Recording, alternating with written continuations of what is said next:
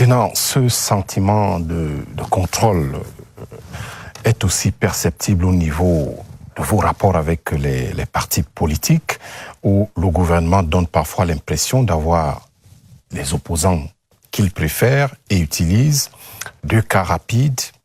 À l'UPC, la Cour suprême avait déjà déclaré en dernier ressort en 2022 que Pierre Balaguel-Côte était le secrétaire général légitime de l'UPC, mais vous balayez cette décision du revers de la main au profit d'un autre secrétaire général.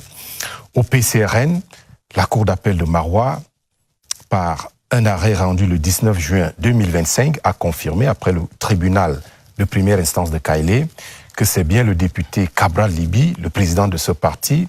Là encore, le gouvernement persiste et signe avec l'opposant de cet opposant. Pourquoi le gouvernement veut-il choisir les dirigeants des partis politiques au mépris du droit et des choix effectués par les militants? Bon, je voudrais vous dire quelque chose de simple. Vous savez, que ce soit dans le cas de l'UPC ou PCRN. D'ailleurs, quand vous allez au tribunal, il faut déjà savoir que la course est longue. Et vous gagnez en instance, il y a les voies de recours en appel. Vous gagnez à l'appel, il y a des voies de recours à la Cour suprême. Donc, tant que les voies de recours ne sont pas épuisées, vous ne pouvez pas dire que vous avez gagné et que vous avez un titre. Ça, c'est le droit. Moi, je parle de droit. Donc, vous parlez de M. Côte Balaguel. Il y a eu des voies de recours qui ont suspendu certaines décisions. Pour le cas de PCRN, je vous dis déjà que, peut-être vous ne le savez pas, c'est le ministre de l'AT que je suis. C'est moi qui cautionne, n'est-ce pas, cette alliance entre Cabral Libi et le PCRN. Alors, c'est moi, puisque quand nous sommes proches des élections législatives et municipales, M. Cabral Libi n'a pas de parti politique.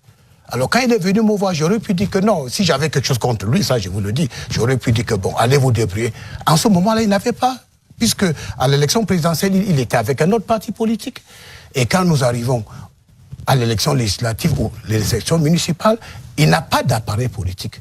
Donc, moi, en tant que tutelle des partis, pour faciliter les choses à M. Cabral Libi, j'ai cautionné, n'est-ce pas, son entrée dans un parti qui avait été créé par quelqu'un d'autre. Donc, en fait, le gouvernement n'a pas les opposants qu'il préfère et d'autres qu'il rejette. Pas du tout. Le problème, c'est que quand il y a un gentleman's agreement, il faut le respecter.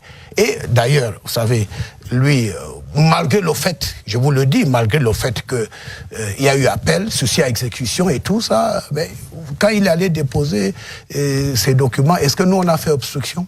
On aurait pu le faire. Donc c'est pour vous dire qu'il n'y a pas des opposants que nous préférons. Et donc non, nous faisons le travail de la légalité. Quand il y a contestation au sein des partis politiques, les gens reviennent vers nous pour les arbitrages.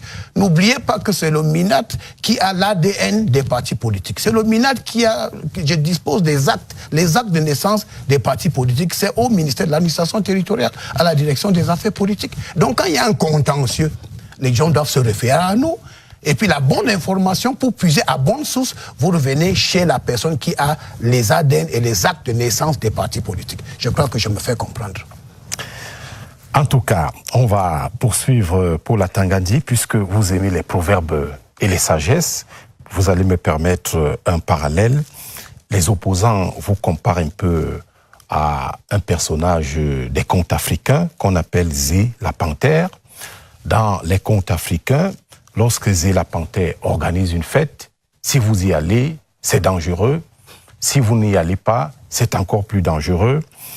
Parce que lorsque vous allez à la fête chez Zé la panthère, vous ne pouvez pas danser comme vous voulez, vous ne pouvez pas boire, surtout boire un verre de trop, vous ne pouvez pas rentrer avec la plus jolie fille.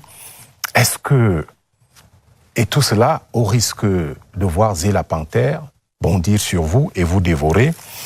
Alors ma question, est-ce que votre travail consiste, comme Zé la panthère, à tendre des pièges et frapper ceux qui ne sont pas d'accord avec vous, ceux qui se démarquent de votre ligne?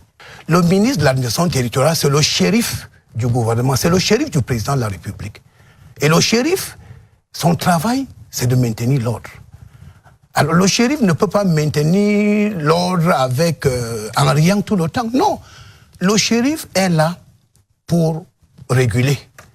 Le shérif est là pour dire à tout un chacun que vous avez une responsabilité, vous avez des devoirs, vous avez des libertés. Donc, le travail du MINAD, c'est quoi?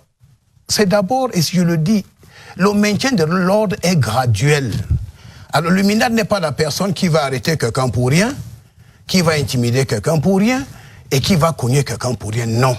Le MINAD, c'est la personne, à travers le gouverneur, le préfet, qui est là pour le bon ordre des choses. Voilà pourquoi on dit que force restera la loi. Je donne quelques exemples.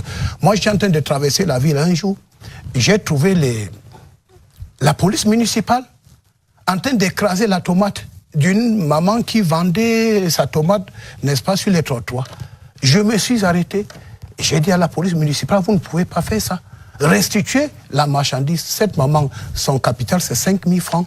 Vous écrasez sa tomate, c'est pas une bonne chose. Et je leur dis, par exemple, restituer l'argent pour cette tomate que vous avez écrasée. Donc vous ne tendez pas les pièges comme faisait la panthère. Si tout le temps, vous êtes en train de défier l'autorité de l'État, chaque fois quand vous défiez l'autorité de l'État, vous créez un trou, votre propre trou. Je vous observe. Vous défiez l'autorité de l'État, vous créez encore votre propre trou. Mais quand vous tombez dans le trou créé par vous, moi je ne mets pas la terre, je mets le ciment. Donc nous on ne tend pas les pièges. Mais vous savez, même dans la Bible, on dit, le bien que vous faites, c'est pour vous-même. Le mal que vous faites, c'est pour vous-même. Et chacun doit tirer, n'est-ce pas, les leçons de la vie. Mais au même moment, nous disons aux gens, n'oubliez pas que le sous-préfet est là. C'est le sous-préfet qui vous donne l'autorisation pour faire les meetings politiques.